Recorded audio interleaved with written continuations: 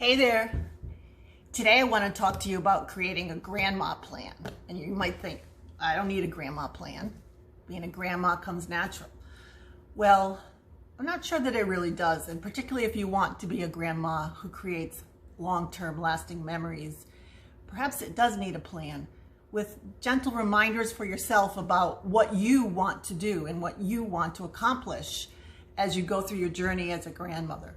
I especially think that it becomes more complicated as you have more grandchildren.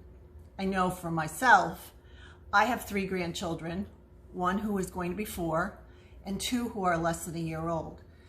When I only had 1 grandchild, it was easy for me to have things in my own mind, a plan of what I wanted to do next with her. But now that I have 3, and I know that each one is very different from the other, I think I'm going to need a plan. So let's talk about that. Think back in your own life about the things that are great memories from your childhood.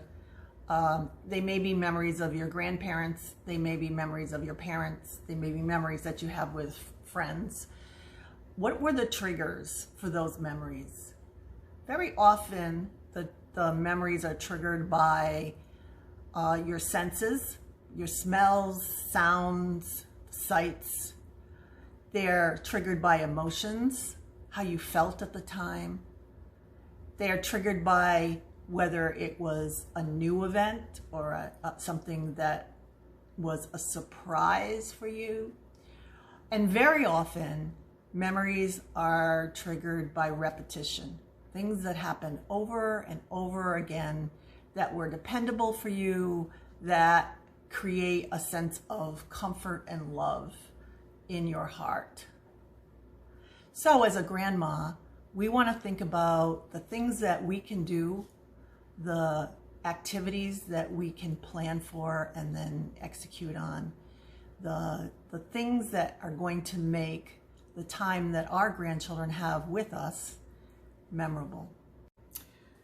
One of the things that I would like to encourage you to do, it's something that I'm going to do this week as we think about moving into 2021, is to start thinking about creating a grandma plan and to start with the very biggest picture of where you're at right now. And here's an example of a chart that I made on a whiteboard, making memories. And I've listed down the left my grandchildren. I would put their names there.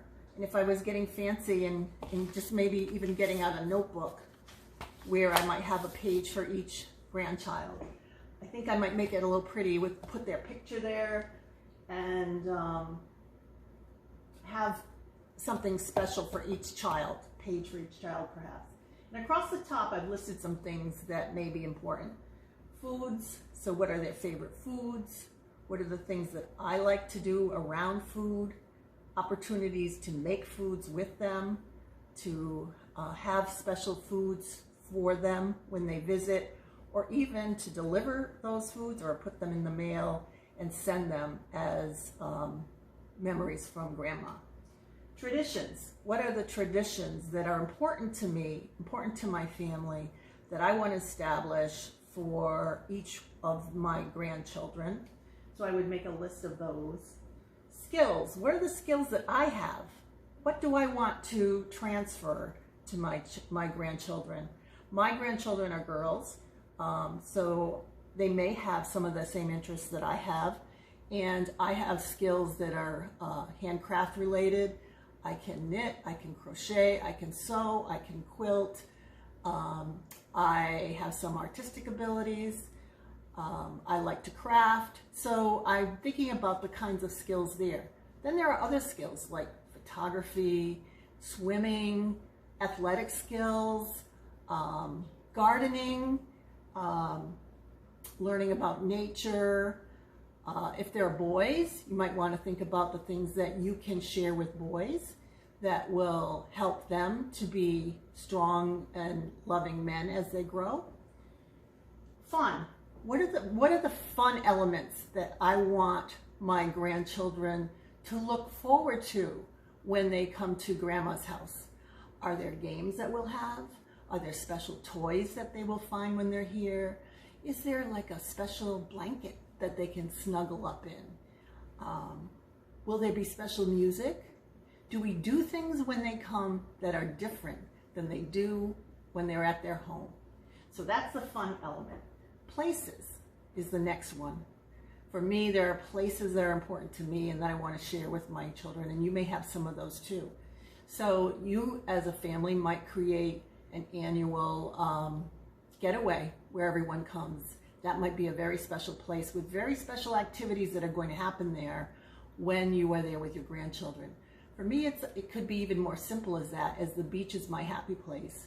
And so I make sure that I take my grandchildren to the beach and we talk about the things that are there. We look for special things like shells and sea glass, and we smell the air and we have fun and we dig in the sand. We appreciate the beach. So find out what your happy places are going to be for your grandchildren and think about what you're going to do with your grandchildren there.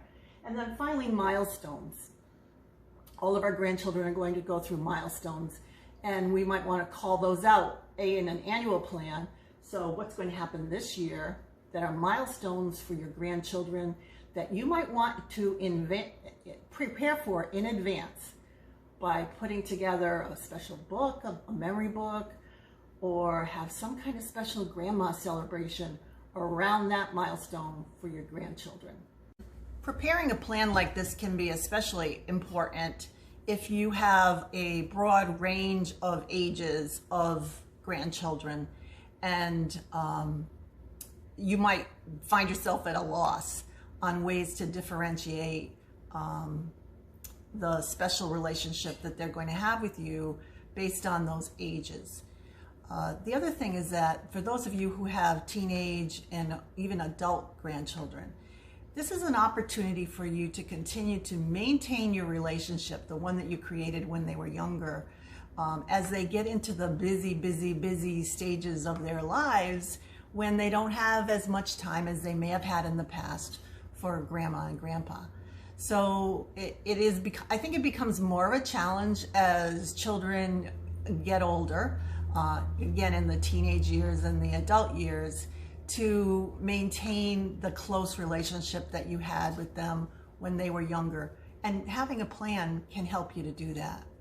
So let's take a moment this week, maybe more than a moment, like 20 to 30 minutes, and create an overall plan for 2021 for our grandchildren.